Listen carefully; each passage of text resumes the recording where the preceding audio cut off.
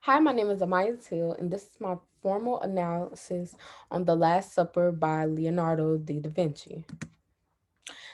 As you see here, this picture may look familiar. I even have a picture in my house. This is The Last Supper.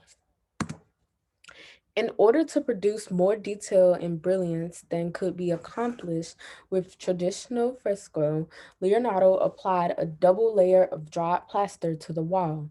Then, taking a cue from panel painting, he added a lead white undercoat to bring out the brilliance of the oil and tempera on top.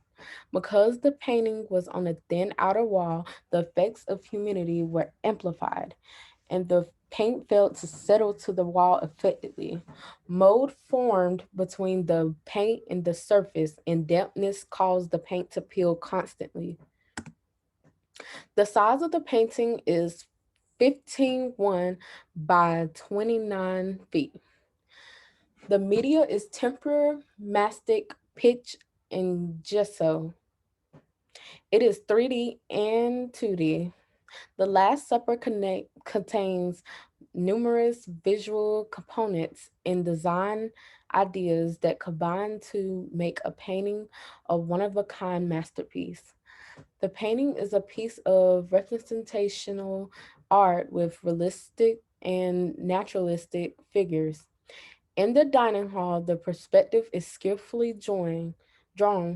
The directional lines drawn on the left and right sides of the walls are drawn towards Christ's head. Viewers are drawn to the center of the image and, if appropriate, the person's face. The Last Supper artwork depicts Christ telling his apostles that one of them will betray him. Very truly, I tell you, one of you will betray me. He says, each apostle is depicted reacting in his own despicable way in the painting. The Last Supper looks like Jesus and his disciples in the upper room in Jerusalem on the occasion of the Eucharist institution.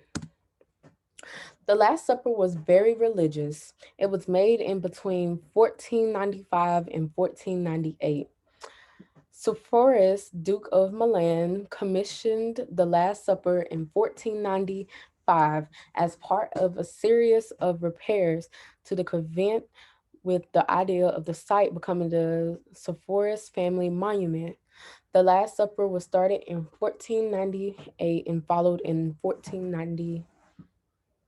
The supper was started in 1495 and followed in 1498.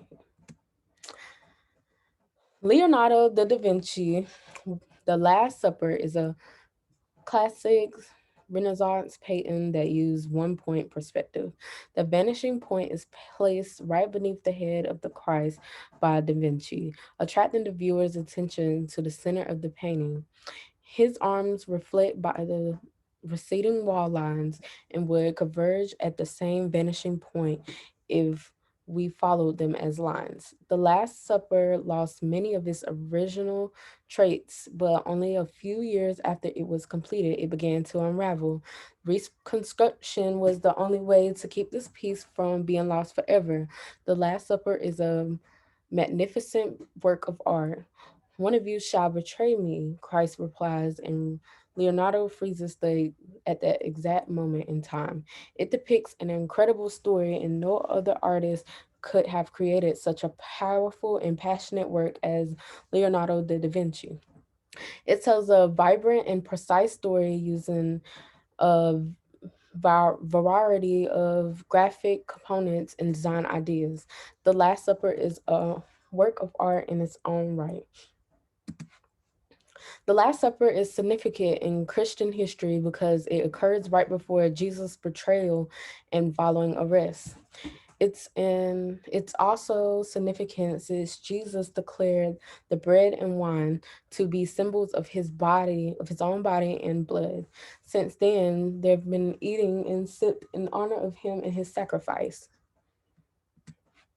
The Last Supper is a reactive work of art.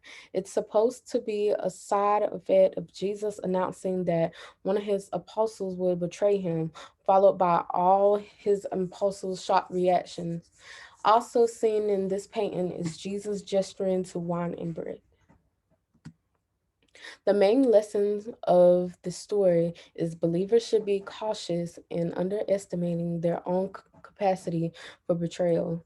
My project explained the description, facts, analysis, and inter- interpretation and judgment. I hope you enjoyed my presentation. Thank you.